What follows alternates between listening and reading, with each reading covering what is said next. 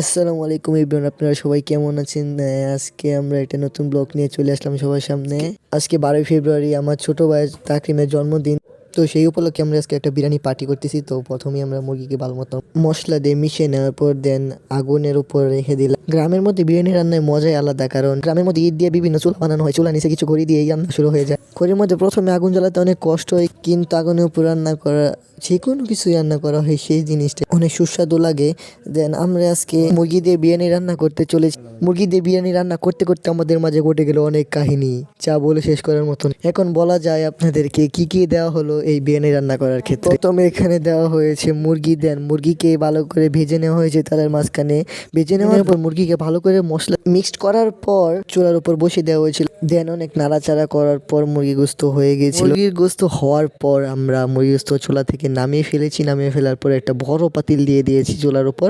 দেন সেই পাতিলের ভিতরে কিছু পরিমাণ তেল দেওয়ার পর তেলের উপরে কিছু পরিমাণ পেঁয়াজ কুচি দেওয়া হয়েছিল। পেঁয়াজ কুচিগুলো নাড়াচাড়া অনেক সময় ধরে দেওয়া হচ্ছিল, কারণ যারা কম বেশি রান্না করতে জানেন সবাই তো জানেনই, পেঁয়াজের একটা নির্দিষ্ট কালার না আসা পর্যন্ত সেই পেঁয়াজ দিয়ে রান্না করা যায় না। দেন অনেকক্ষণ নাড়াচাড়া দেওয়ার পর আমরা সেই পেঁয়াজের এখানে আমরা বিভিন্ন ধরনের মশলাপাতি মিশিয়ে ফেলেছিলাম, যা আপনারা আগে দেখতে পেয়েছেন। এবং তারপর পোলাও চাল ধুয়ে রাখা হয়েছিল, সেই পোলাও চালগুলো এখানে দিয়ে দেওয়া হয়। লাড়াচাড়া দিতে দিতে ভালো করে লাড়াচাড়া দিয়ে নিয়েছিলাম। হয়তো ঈদের মধ্যে দেখতেই পেয়েছিলেন যে কে নাড়াচাড়া দিয়েছিল এগুলো। সে আমার মামাতো ভাই হয়। মামাতো ভাই কিন্তু অনেক ভালো রান্না করতে পারে। সে অনেক নাড়াচাড়া দেওয়ার পরে এখানে কিছু পরিমাণ মতো পানি দেওয়া হয়, যা বিরিয়ানি রান্নার ক্ষেত্রে খুবই প্রয়োজন। দেন আমরা তো বকবক না করে আবার রান্নায় চলে আসি। রান্না করতে করতে আপনাদের একটা কথা বলে রাখি, প্রথমে আপনারা কিন্তু লাইক কমেন্ট কিছুই করছেন না। আপনারা লাইক কমেন্ট করছেন না জন্যই আমাদের আইডি এখনো ফিউজ হয়ে রয়েছে, তাই খুব দ্রুত আপনারা লাইক কমেন্ট শেয়ার করে দেন, আমাদের আইডিকে অনেক বড় করতে হবে। তো আবার রান্নায় চলে আসি। আমরা অনেক কিছু করে পেয়েছি মাঝখানে, যা আপনারা ঈদের মধ্যে দেখতে পেয়েছেন, কিন্তু কিছুই বলবো না, আপনারা দেখতে থাকেন।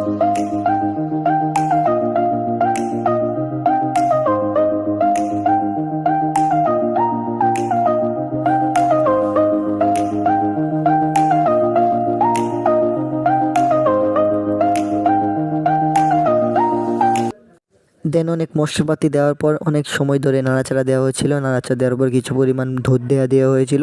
এই দুধ দেওয়ার পর আরও কিছু পরিমাণ নাড়াচাড়া দেওয়া হয়। নাড়াচাড়া দিতেই আছি, কিন্তু রান্না তো আর শেষ হচ্ছেই না।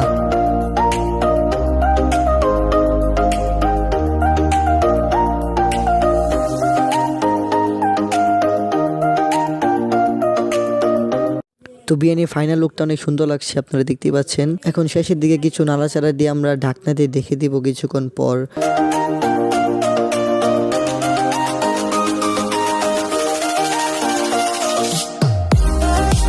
এখন বিরিয়ানিটা চুলা থেকে নামিয়ে ফেলেছি। চুলা থেকে নামিয়ে ফেলার পর কিছু পরিমাণ নাড়াচাড়া দেওয়া হচ্ছে। নাড়াচাড়া দেওয়ার পর আমরা ওই যে আবার চুলাতে তুলে নিয়েছি ঢাকনা লাগিয়ে। কিছু পরিমাণ কয়লা চুলা নিচে থেকে তুলে নেওয়া হয়েছিল। তুলে নেওয়ার পর ঢাকনার উপর দিয়ে দেওয়া হয়েছে, যার কারণে বিরিয়ানিগুলো দেখতে অনেক সুন্দর লাগে। ফাইনালি বিরিয়ানির লোক আপনি সবাই দেখে নিন। তারপর থালা বাসনগুলো একসাথে রেখে দিয়েছিলাম, সবাই একসাথে ভাগাভাগি করে খাবো। দেন সবার থালি বাসনের উপর কিছু পরিমাণ বিরিয়ানি দিয়ে দেওয়া হয়। তো ফাইনাল লুকটা আপনারা সবাই দেখতে পাচ্ছেন, থালিগুলো পরিপূর্ণ হয়ে গিয়েছিল। ফাইনাল লুক পাতিল খালি। ধন্যবাদ।